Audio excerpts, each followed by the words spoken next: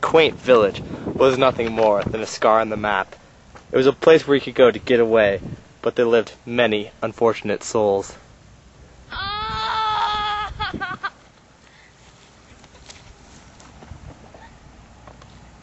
One such a boy was named Hero. He was a tall, he was a short, pudgy Asian boy. The terrible bourgeoisie murdered his parents when he was very young, but luckily the Muay Thai master, Abu, stepped in to raise him. Hello, I am Abu. You fell alive! You forgot the most important elements of training.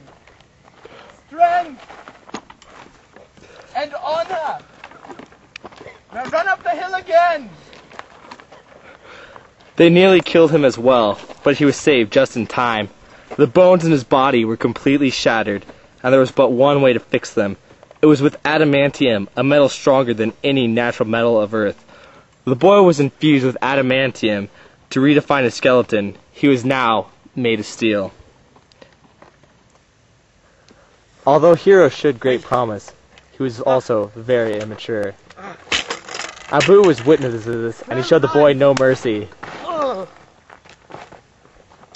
He taught him the art of Muay Thai, day and night.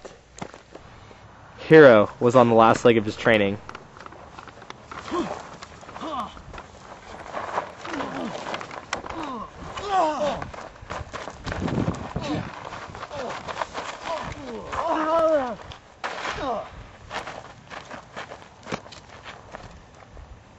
You're past your training.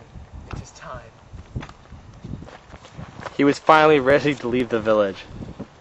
Ever since he was young, he wanted one thing: revenge. A vengeance for the horrible death of his parents.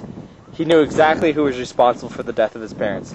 It was the aristocracy which ruled with money in its right hand and thugs in its left.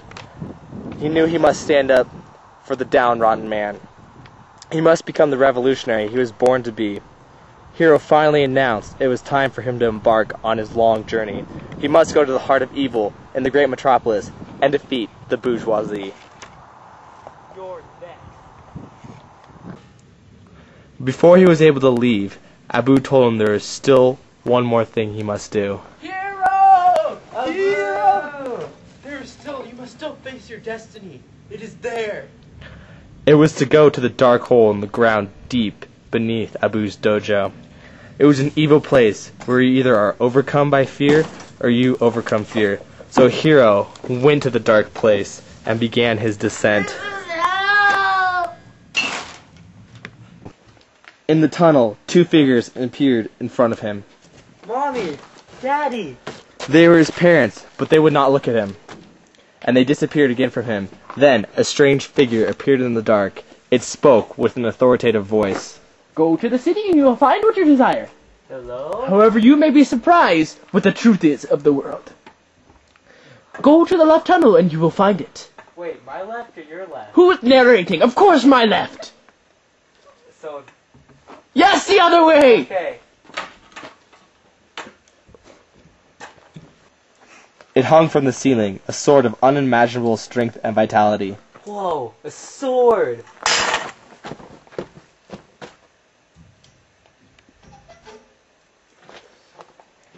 It was dark blue, and in it you could see the strength of all mankind. With this sword, he was to avenge the death of his parents and tackle the bourgeoisie. It's so small. I wonder if size matters. A spell of dizziness and nausea fell about Hero, and he began to see the stars.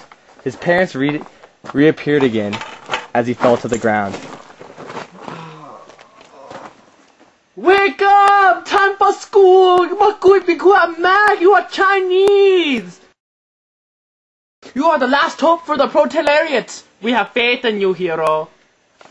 The simple sentence seemed to last for days, even weeks. Finally, the bright sun woke Hero from his deep slumber, and he was stunned. He was directly in front of the bourgeoisie headquarters. His arch nemesis, his parents' murderer, the destroyer of his body, was just inside. A streak of power ran throughout the metal that coursed throughout his body. He reached around his torso and grabbed his staff with both hands, body tense. The last thought that ran through his mind was anger and revenge, and he ran.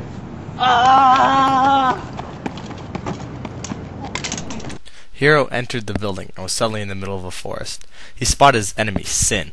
Sin seemed to be in a deep slumber in the lotus position. His plans for the next wave of corruption were laid directly in front of him. Hero yelled his name and began to charge, with the staff quick behind him. Punches and kicks flew as the battle for power and revenge began. Sin thought this battle was going to be quick and easy. However, Hero's training had paid off.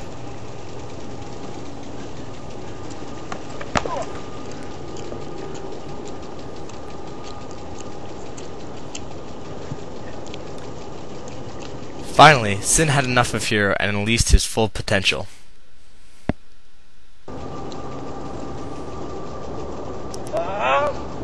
Hadouken! Hero was no match for the full potential of Sin. Finally, Sin was ready for the death stroke to finally end Hero's life.